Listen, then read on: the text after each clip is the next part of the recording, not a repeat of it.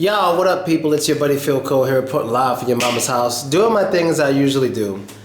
About to talk real quick about P. Diddy. I know him as Puff Daddy, bitching about the Soulja Boy, Chris Brown fight, talking about all the people involved or cooning or whatever.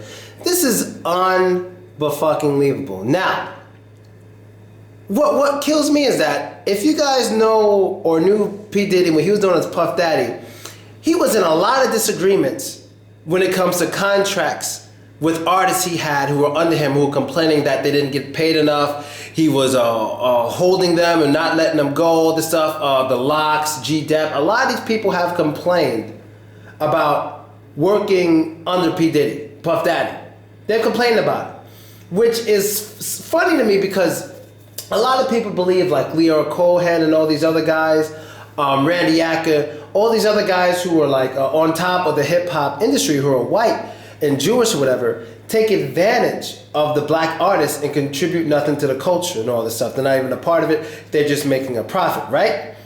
So this is why I don't agree with the whole bank thing. Because I remember a lot of people were saying it's time for us black people to put our money into black-owned banks only, no white-owned banks. I said, that's stupid.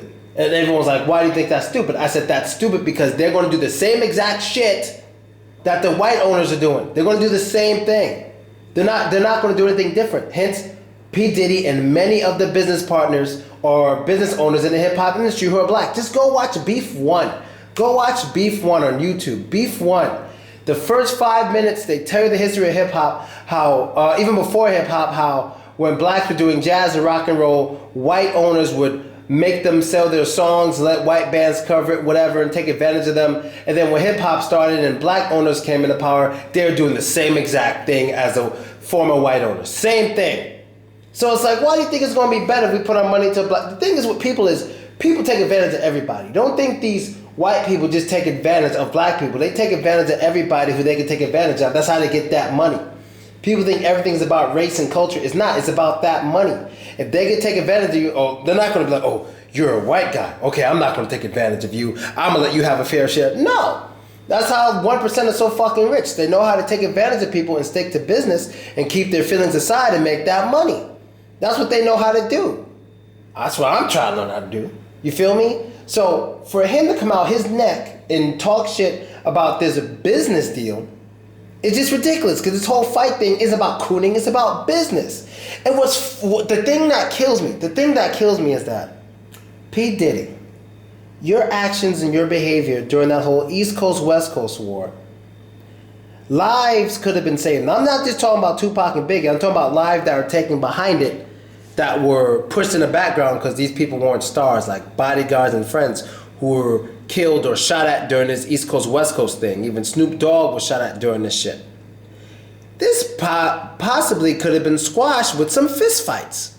Had you thought of it, maybe even before it got to Pac getting shot 5 times. If there were any beef with anybody you might have known, not saying it was Bad Boy, but with anyone you might have known of had beef, it could have been squashed with a fist fight in the ring, and everyone makes money and everyone stays alive. But you're going to call other people coons in the hip-hop industry for getting 2 artists who got a problem with each other to fight. And you talk about people laughing. Let's look at who's benefiting from this. Who's benefiting from this? Because so far to me, it seems like the people who are benefiting the most are mostly black people. Maybe I'm wrong. Because I see Mayweather, I see 50 Cent, I see Mike Tyson, I see Soulja Boy and Chris Brown, and a few other people there of color who are benefiting from this, who are going to make that money. Maybe there's some white people up above who are running this, and then maybe I can still understand part of your argument, but still it doesn't stand, because at the end of the day, doing these fist fights are going to save lives. Rappers in Chicago and other cities, not so much in New York, not so much, still happens. You know, motherfucking Troy Ave just got shot up and just finished shooting somebody else like a year ago. But especially in these really, really dangerous cities that New York City isn't on the list of, these rappers and underground rappers are killing each other left and right. Now that they know they got this option to make money and squash the disagreement with a fist fight, this is going to save lives and make money. And you call them coons? I disagree with P. Diddy. And I'm out. Later.